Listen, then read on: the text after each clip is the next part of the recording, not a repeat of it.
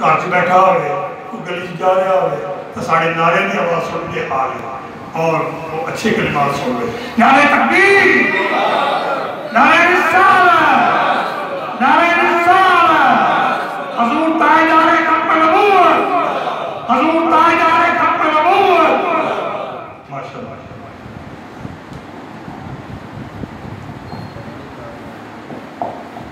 نحمده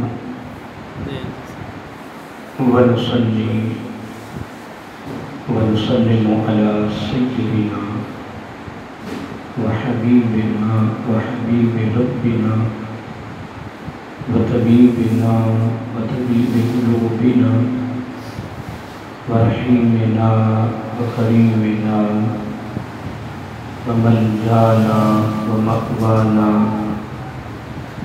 ووكيلنا وكفيلنا ووسيلتنا ومولانا محمد المصطفى صلى الله تعالى عليه وعلى آله وأصحابه نجوم الهدى وأولياء أمته وعلماء ملته وأهل سنته أجمعين أما بعد فأعوذ بالله من الشيطان الرجيم بسم الله الرحمن الرحيم لقد رضي الله عن المؤمنين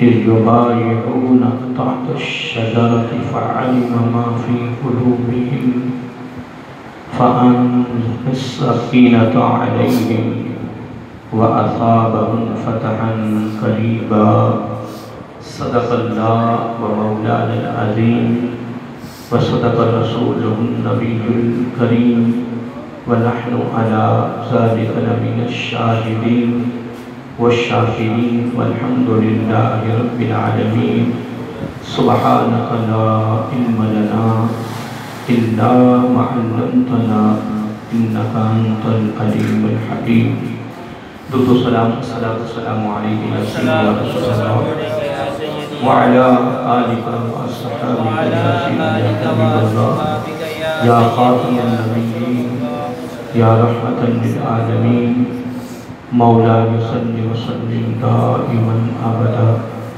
على حبيبك خير الخلق كلهم محمد سيد الكونين والثقلين والفريقين من قرب ومن عجم هو الحبيب الذي ترجى شفاعته لكل هول من الأحوال مقتحمين ثم الرضا عن أبي بكر وعن عمر وعن علي وعن عثمان ذي الكرم نہایتی وجب الاحترام مطل مقام سبزادہ پیر سید مجاہد حسین شاہ صاحب بخاری گلروی دادا نشین دربار عالیہ بٹھولہ شریف اور علماء اہل سنت ثنا خان مصطفیٰ صلی اللہ علیہ وآلہ وسلم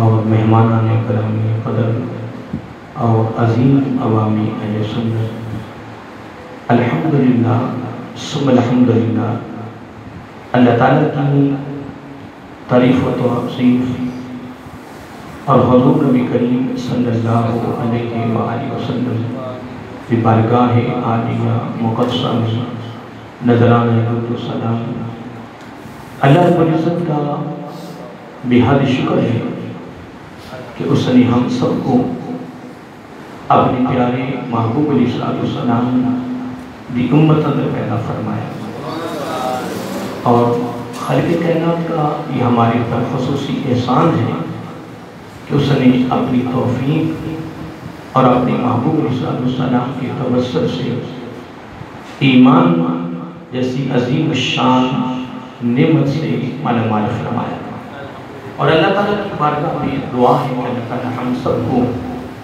اپنے محبوب علیہ السلام کے توسط سے ایمان پہ زندہ رکھے اور ایمان پر ہی موت عطا فرمائے، اور آخری سال تک اللہ تعالیٰ ہم سب کو کسی کا محتاج نہ فرمائے، اپنا ہی محتاج رکھے۔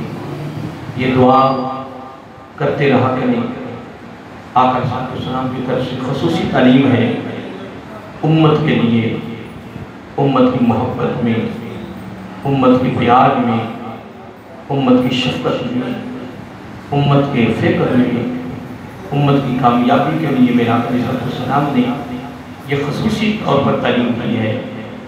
اس لیے ہم خود بھی دعا مانگتے رہا کریں، کیونکہ موت کے وقت شیطان کا بڑا سخت حملہ ہوتا ہے، اور ہوتا بھی ایمان پر ہے۔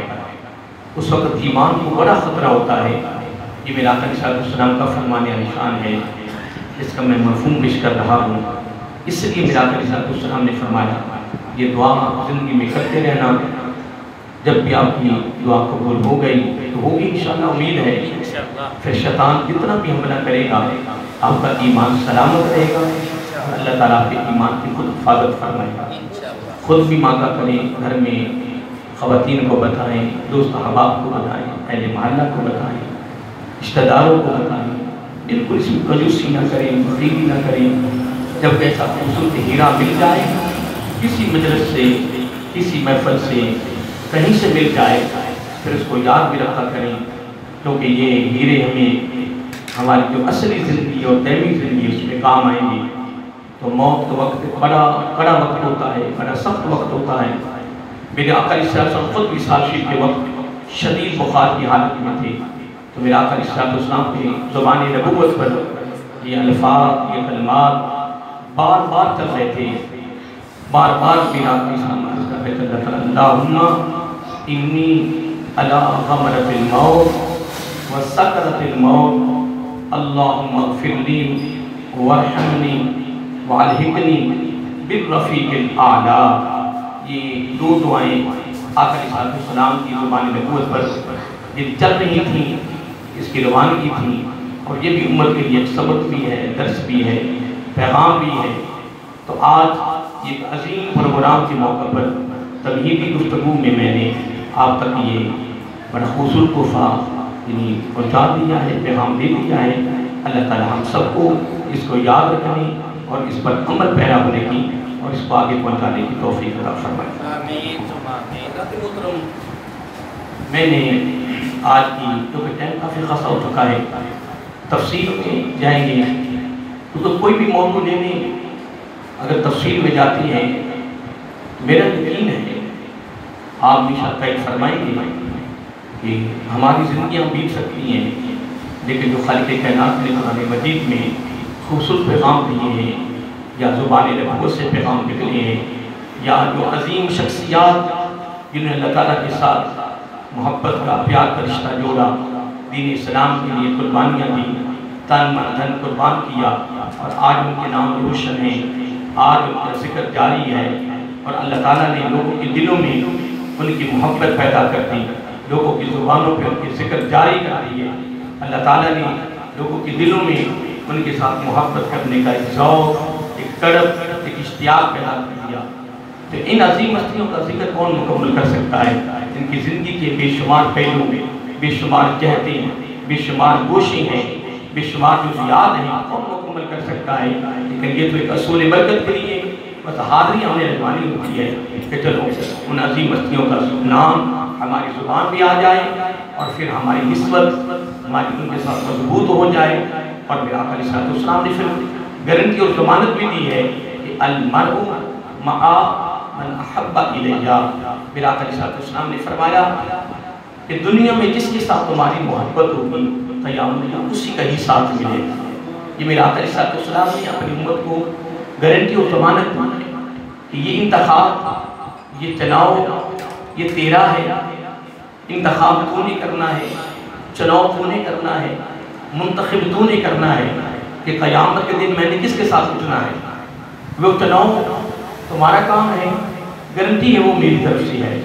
اس لیے دوستو ہمارا تو انتخاب یہی ہے کہ ہم ان عظیم ہستیوں کے ساتھ محبت کا، پیار کا اور اتباع کا رشتہ جوڑیں جن کو اللہ تعالیٰ قیامت کے دن میزان پر بلا کر فرمائے گا کہ آج تمہارا حساب و کتاب نہیں ہے، تمہارا میزان بھی نہیں لگے گا، نامہ اعمال بھی نہیں کھلے گا، جنت کے دروازے کھلے ہیں اور بغیر حساب و کتاب کے جنت میں داخل ہو جائیں۔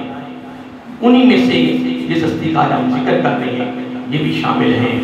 اس لیے آپ بھی کوشش فرمائیں، میں بھی کوشش کرتا ہوں کہ ہم ان عظیم ہستیوں کے ساتھ اتباع کی صورت میں رشتہ جوڑیں تاکہ قیامت کے دن جو میرا آقا صلی اللہ علیہ وسلم نے اور گارنٹی اور ضمانت دی ہے، خوشخبری دی ہے، قیامت کے دن ہمارا جو ہے وہ بہت بڑا تحفہ رب کی طرف سے مل جائے گا۔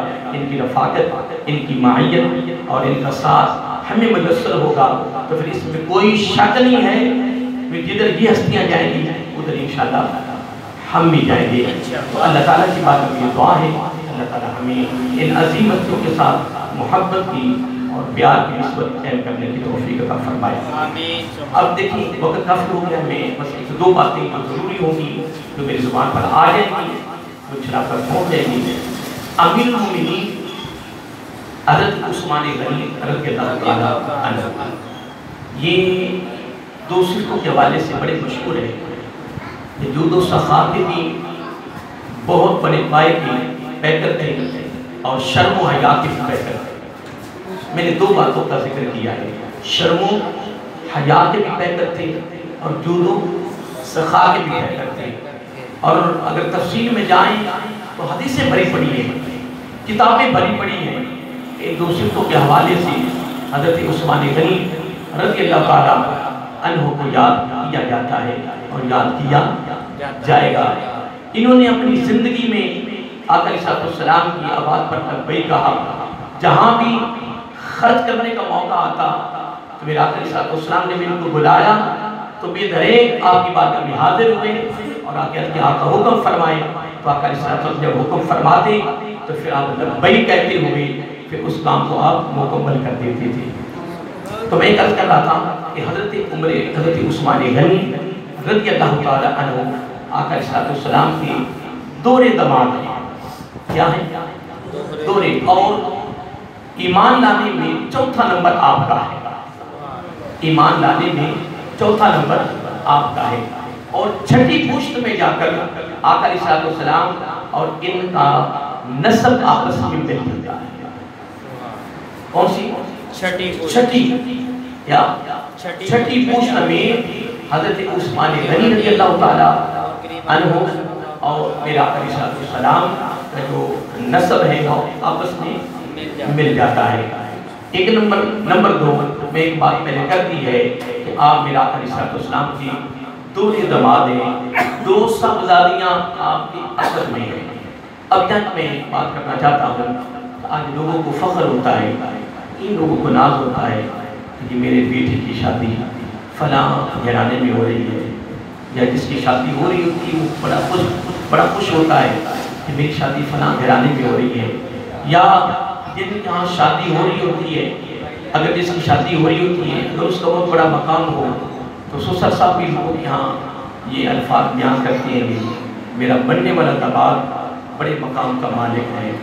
میں کیوں نہ کہوں کہ میرا آقا علیہ السلام تمام نبیوں کے نبی ہیں، امام الانبیاء ہیں صلی اللہ علیہ وآلہ وسلم۔ اب اس سے بڑی ہستی کون ہو سکتی ہے؟ لیکن اے پیارے عثمان رضی اللہ تعالیٰ عنہ، ہمارے پاس وہ الفاظ وہ کلمات نہیں ہیں کہ آپ ہم مبارک کیسے دیں کہ آپ کتنے خوش نصیب ہیں اور کتنے مقدروں کے مالک ہیں، کتنے نصیب کے مالک ہیں کہ آپ میرے آقا علیہ السلام کے گھر میں 2 مرتبہ دلہا بن کر گئے۔ اور یہ ذوالنورین کا جو ملا ہے نا، یہ 2 وجہ سے ملا ہے، یہ لقب، یہ شان کتنی وجہ سے؟ 2 وجہ سے۔ اکثر آپ سنتے رہتے ہیں کہ ہمارے اہل علم علماء کرام 2 بیٹیوں کی وجہ سے بولتے ہیں کہ 2 بیٹیوں کا آپ کے ساتھ قتل ہوا جس کی وجہ سے آپ کو رہن کہتی ہے۔ لیکن میں نے ایک بات اور بڑی پیاری پڑھی ہے کہ آپ اسلام لانے سے پہلے بھی سخی تھے، اسلام لانے کے بعد بھی سخی تھے، ایسے ہی ہے؟ بولیے، میں نے پہلے بات کر دی ہے کہ آپ جود و سخا کے پیکر تھے، میں اہل علم کے جو الفاظ کلمات پڑھے ہیں کہ آپ اسلام میں داخل ہونے سے پہلے بھی کیا تھے؟ سخی تھے اللہ کی مخلوق کے حوالے سے. جب آپ اسلام میں داخل ہوئے تو پھر تو آپ کی صحابت کے چلتے ہوئے نا. اور یہی بات میرے آقا علیہ السلام نے ابو جہل، عتبہ، شیبہ، امیہ کو میرے آقا علیہ السلام نے یہی جملے فرمائے تھے. فرمایا تم کہتی ہو کہ ہماری سرداری میں فرق آ جائے گا، ہمارے ٹہنے میں فرق آ جائے گا، ہماری مشہوری میں، ہماری نمبرداری میں فرق آ جائے گا. فرمایا میں تمہیں محمد صلی اللہ علیہ وسلم گارنٹی دیتا ہوں کہ تم اسلام قبول کر لو، تم اسلام میں داخل ہو جاؤ، قیامت کی صبح تک تمہارے چرچے ہوں گے اور پوری دنیا میں چرچے ہوں گے. لیکن یہ بات ان کی سمجھ میں نہیں آئی. بس ان کا یہی بس ایک نظریہ تھا کہ اگر ہم اسلام میں داخل ہو جائے تو ہمارا تو یہ سارا کچھ بیڑا غرق ہو جائے گا. بس ان کی یہ بات سمجھ میں نہیں آئی ہے. میں بہرحال ایک بات کر رہا تھا کہ حضرت عثمان غنی رضی اللہ تعالیٰ عنہ اسلام میں داخل ہونے سے قبل بھی اللہ کی مخلوق کے حوالے سے بڑے سخی تھے، اور اسلام میں داخل ہوئے تو اسلام میں داخل ہونے کے بعد بھی آپ نے سخاوت پر پورا زور دے کر رکھا، اور کسی جگہ پر بھی آپ نے پیچھے ہٹنے کی کوشش نہیں فرمائی ہے. اس کی وجہ سے بھی آپ کو ذوالنورین کہا جاتا ہے. اس کی وجہ سے بھی آپ کو ذوالنورین کہا جاتا ہے، اور دو بیٹیوں کی وجہ سے بھی ذوالنورین کہا جاتا ہے. یہ شان، یہ عظمت، یہ مقام بہت بڑا ہے اگر دیکھا جائے جو حضرت عثمان غنی رضی اللہ تعالیٰ عنہ کو ملا ہے. اب اس سے آگے بڑھیے. بڑی اچھی بات خوبصورت ہے. حضرت اسامہ بن زید، حضرت اسامہ بن زید رضی اللہ تعالیٰ عنہ، یہ وہ ہیں کہ جن کو آقا علیہ السلام نے اپنا بیٹا بنا کے رکھا ہوا تھا. کیا ایسے ہی ہے جن کو اپنا بیٹا بنا کے رکھا. پھر رسول کے آداب یعنی نازل ہوئی تو پھر آقا علیہ السلام نے فرمایا کہ اسامہ آج کے بعد میں تیرا باپ نہیں ہوں. کیونکہ آپ نے علماء سے سنا ہوگا کہ کسی سے بیٹا ہم مانگ سکتے ہیں، لے سکتے ہیں، بیٹی بھی لے سکتے ہیں، لیکن اپنی بلدیت نہیں لے سکتے. سختی کے ساتھ منع ہے، اور قرآن کے حوالے سے حرام، قرآن کے حوالے سے حرام ہے، منع فرمایا گیا ہے. کیونکہ یہ اللہ تعالیٰ کے کام میں دخل اندازی ہے. رب کہتا ہے کہ لا یخلو فی الحکیم لحکمت محبوب صلی اللہ علیہ وسلم، میرا کوئی بھی کام حکمت سے خالی نہیں ہے. میں تمہیں جہاں رکھتا ہوں میں بہتر رکھتا ہوں. اس کا مطلب یہ ہے کہ رب نے اگر تمہیں اولاد ہی نہیں ہے تو رب نے غلط کیا نہیں. محترم، یہ ہمارے سے ہمارے خیالات یا ہمارے نظریات یا ہمارا علم اس میں کمی ہے. محترم، میں کہتا ہوں جہاں تمام نبی سمیت ہمارے آقا علیہ السلام ان کے علم اینڈ ہوتا ہے، وہاں سے اللہ تعالیٰ کے علم کا آغاز ہوتا ہے. پھر اس کی امتحان نہیں ہے، پھر اس کی امتحان نہیں ہے. آپ اور میں ہم کیا ہے؟ ہماری نصیحت کیا ہے؟ ہماری عقل، ہمارا شعور، ہماری سمجھ، ہمارا علم، ہمارا تجربہ، ہماری رسد، ہمارا تفکر، ہمارا تدبر کچھ بھی نہیں. محترم، محدود ہے. ہم ایک حد کے اندر رہے، سوچ رہے. میری عقل شاہ صاحب کو اس سے بڑی گی، حضرت صاحب کی اس سے بڑی گی، حضرت صاحب اس سے بڑی گی، حضرت صاحب ہر ایک عقل شعور ایک دوسرے سے بڑھتی جا رہی. شعور بڑھتا جا رہا، علم بڑھتا جا رہا. درجات اس میں وہ درجہ بندی رکھی گئی ہے، دین میں بھی دنیا میں بھی. اور کوئی ایسا شعبہ، کوئی ایسا شغل نہیں ہے کہ جس میں آپ نے درجہ بندی نہیں رکھی ہے. اور اگر یہ درجہ بندی نہ ہوتی تو یہ کائنات کا نظام نہ چل سکتا. حضرت موسیٰ علیہ السلام کی قوم نے کیا عرض کیا تھا؟ اے اللہ کے پیغمبر دعا کریں، کوئی غریب کا رہے، کوئی امیر کا رہے، کوئی درمیانہ ہے، کوئی ترس رہا ہے، کسی کے پاس بڑی دولت ہے. اب اللہ تعالیٰ کی بارگاہ میں کو دور پہ جاتے ہو دعا کر دو برابر ہو جائیں. اللہ کے پیغمبر نے فرمایا کوئی بات نہیں. اب آپ کی بارگاہ میں کہ ہم کلام ہوئے واپسی آنے لگے کہ مولا کہ باری تعالیٰ میری قوم کی منشا ہے کہ برابر ہو جائے، برابر کر دیں، برابر ہو جائے. میں ایک بات کر رہا تھا کہ رب کا کوئی کام حکمت سے خالی نہیں ہے. تو میں عرض کر رہا تھا قوم ساری برابر ہو گئی، اور صبح جب ساری قوم برابر ہو گئی تو کوئی کام کسی کے کام کیسے ہے؟ کوئی درزی کے پاس جا رہا ہے، کوئی مستری کے پاس جا رہا ہے، کوئی کسی کے پاس جا رہا ہے. جس کے بعد وہ جاتا تو کہتا جناب مجھے کیا ضرورت ہے، میرے پاس تو بڑی دولت ہے. آدھا دن نہیں گزر سکا. کون؟ آدھا دن نہیں گزار سکی اور آگے کرتے اللہ کے پیغمبر بس رب کی بارگاہ میں دعا کریں جس ہم حال میں تھے وہی بہتر. خدا کی عزت کی قسم یہ کوئی معمولی بات نہیں ہے، یہ بہت بڑا پیغام ہے. آج ہم کسی کی بزنس کو، کسی کے بنگلے کو، کسی کرسی کو، کسی کے کاروبار کو، کسی کے نماز کو، کسی کی گاڑی کو، کسی کے پروٹوکول کو دے کر ہم نے حسد پیدا کرے. کیوں؟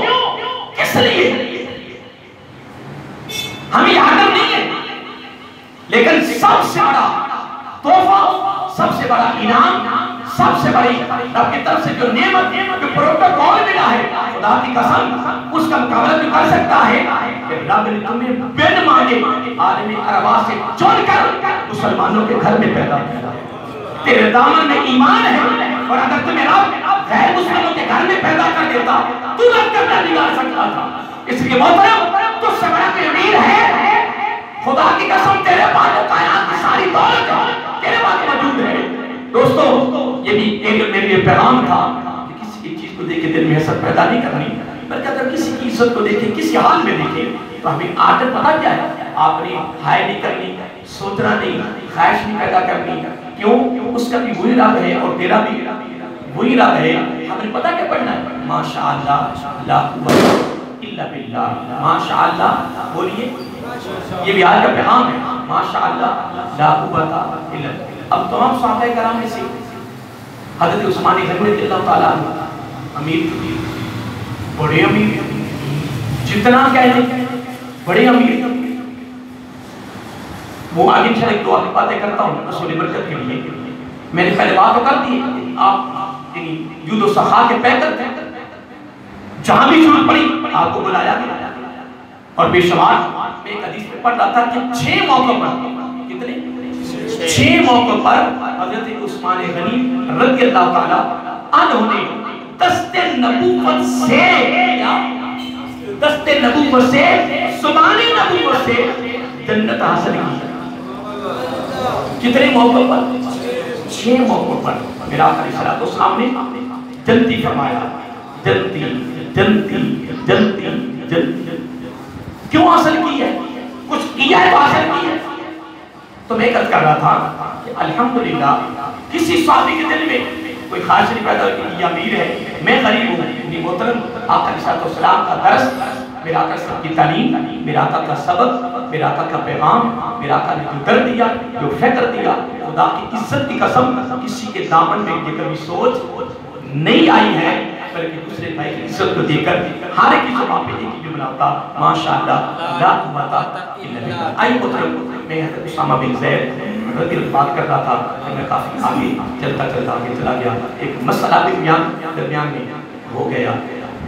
میں ایک بات کر رہا تھا کہ آقا صاحب کے ابتدا میں یہ بیٹے تھے، تو جب حضرت عثمان غنی رضی اللہ تعالیٰ عنہ کے ساتھ حضرت ام کلثوم رضی اللہ تعالیٰ عنہ کا نکاح ہوا، میں خوبصورتی حوالے سے بات کرنا چاہتا ہوں. اور جو بڑا پیارا ہے کہ حضرت عثمان غنی رضی اللہ تعالیٰ عنہ نے زلف رکھی ہوئی تھی، امامہ رکھتے تھے اور لباس پہنتے تھے اور بڑے خوبصورت تھے. جتنے بھی کہہ لیں بہت خوبصورت تھے. جب آقا علیہ السلام کی اس بیٹی کا نکاح ان کے ساتھ ہوا تو میں پڑھ رہا تھا اور میں نے کسی کتابوں میں یہ بات پڑھی ہے کہ پورے مکہ المکرمہ میں ہر ایک کی زبان مرد تھا یا عورت تھی، ہر ایک کی زبان پہ ایک ہی جملہ تھا کہ آج تک ایسا جوڑا ہم نے زندگی میں نہیں دیکھا. ایسا جوڑا آج تک ہم نے، یہ الفاظ میں نے کتابوں میں پڑھے اور بڑی سند کے ساتھ پڑھے. یا مجھے یہ بتاؤ کہ حضرت عثمان غنی رضی اللہ تعالیٰ عنہ اسلام میں داخل ہو جائے، کلمہ بھی پڑھ لیں، چھٹی پشت میں پھر آقا سے نسبت بھی جڑ جائے، پھر آقا علیہ السلام کی صحبت کا رنگ بھی چڑھے، تو پھر میرے آقا کی سنت کے پابند بھی ہو، سنت کے پیکر بھی ہو خدا کی قسم، تو پھر سب دادی میرے آقا علیہ السلام کی ہو، پھر نکاح ان کے ساتھ ہو، تو پھر دنیا کیوں نہ کہے ایسا جوڑا خوبصورت ہم نے زندگی میں نہیں دیکھا ہے اتنا جوڑا یہ خوبصورت ہے۔ حضرت اسامہ بن زید رضی اللہ تعالیٰ عنہ کو ایک پیالہ گوشت کا بھر کے میرا آقا علیہ السلام نے اپنی صاحبزادی کے گھر میں بھیجا کہ یہ پیالہ گوشت کا دے کر آئے۔ تو حضرت اسامہ بن زید رضی اللہ تعالیٰ عنہ جب واپس آئے، واپس جب پہنچے تو آقا علیہ السلام نے پہلا سوال کیا، فرمایا اسامہ، سبحان اللہ، اسامہ آقا حکم لبیک یا رسول اللہ صلی اللہ علیہ وسلم۔ فرمایا پیالہ دے کے واپس آ گئے؟ آقا ہاں واپس آ گئے ہیں۔ فرمایا میرے عثمان گھر میں تھے؟ آقا تھے۔ تو فرمایا سب تو اس وقت ابھی تک پردے کا حکم نہیں آیا تھا، پردے کا حکم، اور پردے کا حکم بھی مدینہ المنورہ میں آیا، اور پردے کا حکم پتہ نہیں کہ منشا تھی حضرت عمر فاروق رضی اللہ تعالیٰ۔ بس جب آپ کی منشا ہوتی نا، آپ ارادہ کرتے ہیں، سرکار کی بارگاہ میں ارادہ پیش کرتے ہیں، اللہ تعالیٰ تو آپ کا مشورہ اتنا ارادہ یا رائے اتنی پسند آتی، اللہ تعالیٰ اسی وقت ابراہیم کو بھیج رضی اللہ تعالیٰ، اسی وقت بھیج۔